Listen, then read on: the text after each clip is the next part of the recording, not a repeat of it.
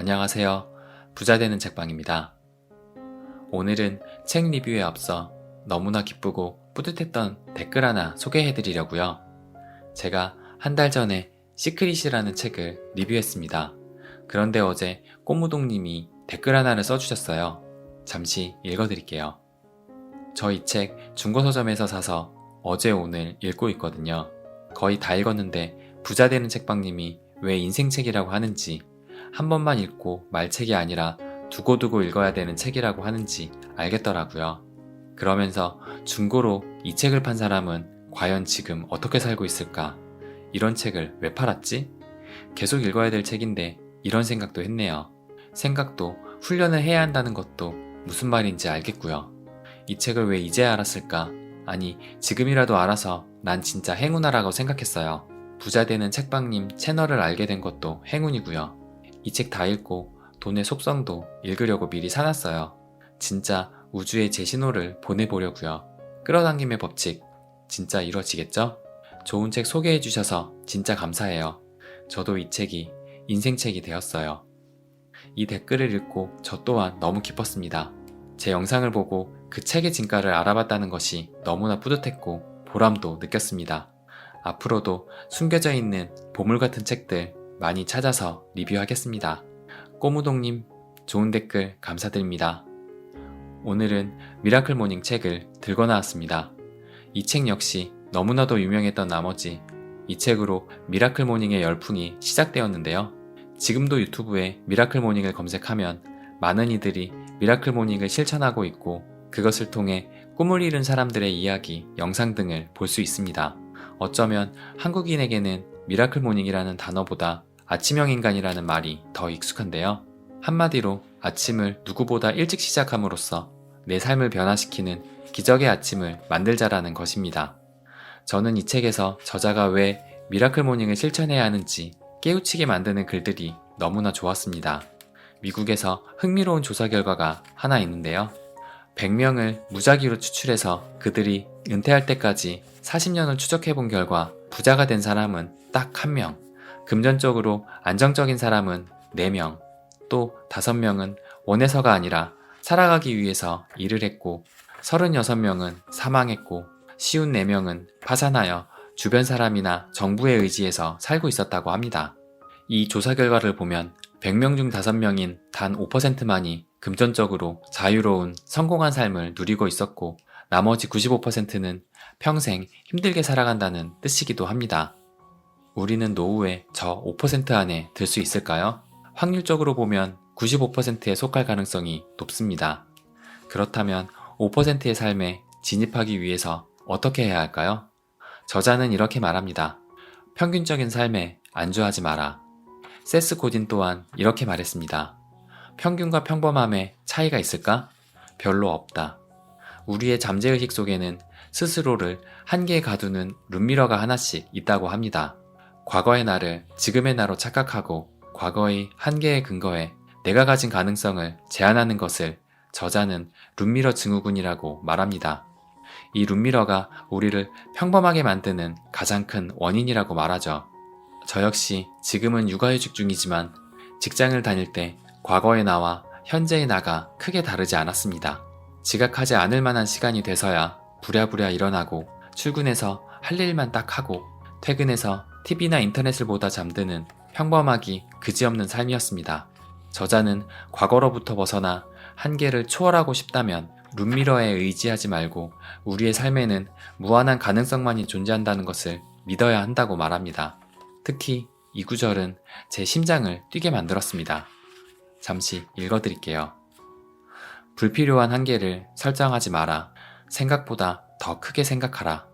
스스로에게 허락했던 생각의 범위보다 더 크게 생각하고 원하는 것을 분명히 하고 매일 그것에 집중하고 확인하라.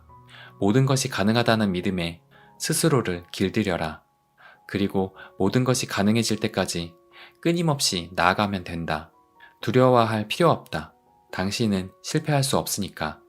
오직 배우고 성장하고 더 나은 사람이 되겠다는 결심이면 충분하다. 지금 내가 있는 곳은 과거에 내가 있었던 곳의 결과지만 앞으로 가게 되는 곳은 바로 지금부터 어떤 사람이 될 것인가라는 선택에 전적으로 달려있다. 이 구절을 읽는 순간 이 글은 제게 딱 필요한 울림의 글이었습니다. 원하는 것을 분명히 하고 매일 그것에 집중하고 모든 것이 가능하다고 믿고 내가 어떤 사람이 될 것인가 고민하고 생각하고 행동하는 것에 앞으로 가게 될 곳이 정해진다라는 말이 저에게는 복잡한 등산로 속에 정상을 알려주는 표지판과 같았습니다.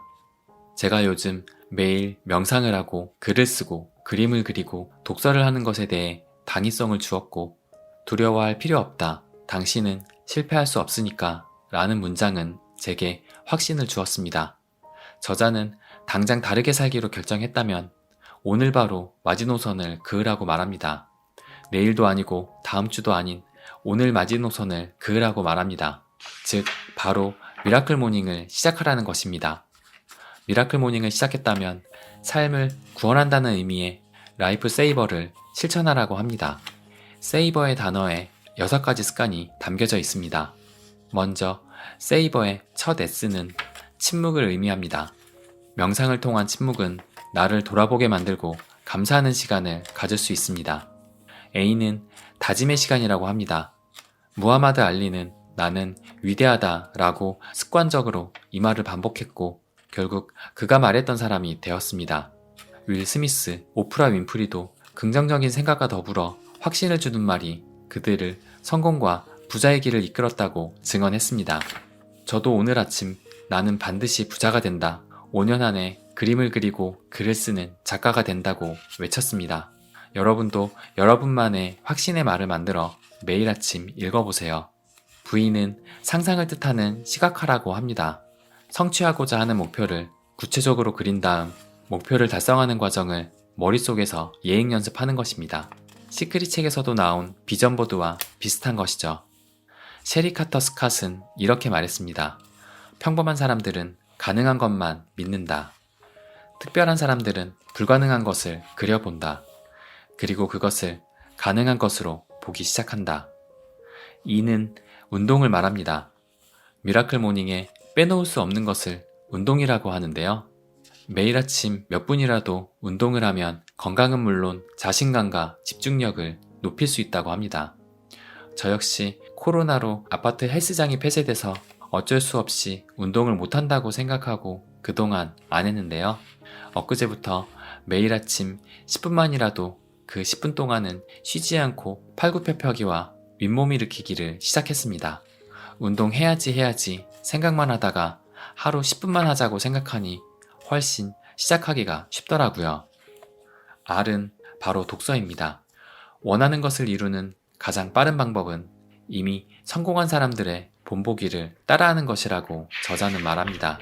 우리가 원하는 것을 이뤄낸 사람들이 수많은 책을 이미 만들어 놨습니다. 삶을 변화시키는 가장 빠른 길이 독서입니다. 저도 제대로 된 독서를 하고 제 삶의 방향과 목적이 180도 바뀌게 되었습니다. 독서의 중요성은 강조해도 지나치지 않는다고 생각합니다. 세이버의 마지막 S는 기록하기입니다. 저자는 특히 일기 형태의 기록을 가장 선호한다고 하는데요. 팀 페리스의 타이탄의 도구들에서도 성공한 사람들의 대다수가 아침 일기를 쓴다고 이야기했습니다. 저자가 말하는 일기를 써야 하는 이유는 일기를 통해 감사함이 2배가 된다고 합니다. 또한 무언가를 손으로 적는 동안 그것에 대해 더 깊이 생각할 기회가 생겨서 사고가 명료해지고 과거의 일기를 꺼내 읽을 수 있게 됨으로써 내가 얼만큼 성장하고 발전했는지를 확인할 수 있다는 것입니다. 저도 블로그에 일기를 쓰는데 매일 쓴다는 것이 쉽지는 않습니다. 하지만 매일 일기를 쓰면서 무엇에 대해 골똘히 생각하게 되고 그 생각을 정리할 수 있다는 점이 좋습니다.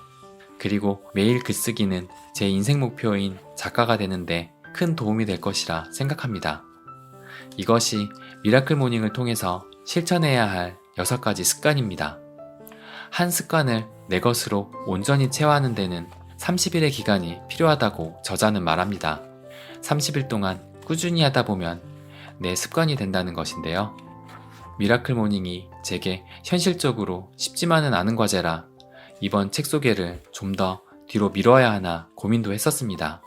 지금 전 딸아이가 일어나는 시간인 6시 반쯤 반강제적으로 같이 일어나고 있거든요. 미라클 모닝을 한다면 우선은 5시가 목표고 궁극적으로는 4시 반에 일어나는 것이 목표입니다. 그러기 위해서는 빠른 취침 시간이 필수인데요. 딸아이가 잠든 밤 9시 이후의 시간이 제가 매일 드로잉을 하고 블로그 일기를 쓰고 영상을 만드느라 필요한 온전한 저만의 시간입니다. 그런데 미라클 모닝을 하려면 이 모든 타임 스케줄을 과감히 손봐야 하는 것이죠. 하지만 미라클 모닝을 망설이는 사람이 모두 저와 같은 생각 때문에 주저하는 것이라고 생각됩니다. 이 모든 게 미라클 모닝에 대한 무의식 중에 생기는 거부감과 저항심일 것입니다. 어떻게 조정할지 고민이 많지만 결국엔 저도 미라클 모닝을 실천할 것입니다. 연말에는 복직도 해야 하고 예전과 같은 삶을 살아가지는 않을 것입니다. 미라클 모닝을 시작하고 30일 동안 지속하는 것이 인생 성공을 위한 디딤돌이자 숙제일 것 같습니다. 이 책에 나왔던 아래의 구절을 다시 가슴에 새기며 이번 책의 리뷰를 마치겠습니다. 우리가 지금 변하지 않으면 우리 삶도 변하지 않는다. 우리가 나아지지 않으면 우리 삶도 나아지지 않는다. 우리 삶에 지속적으로 투자하지 않는다면 우리 삶은 발전하지 않는다. 미라클 모닝의 리뷰는 여기까지입니다. 또 좋은 책과 이야기로 만나 뵙겠습니다. 보면 볼수록 부자가 되는 부자 되는 책방이었습니다. 안녕히 계세요.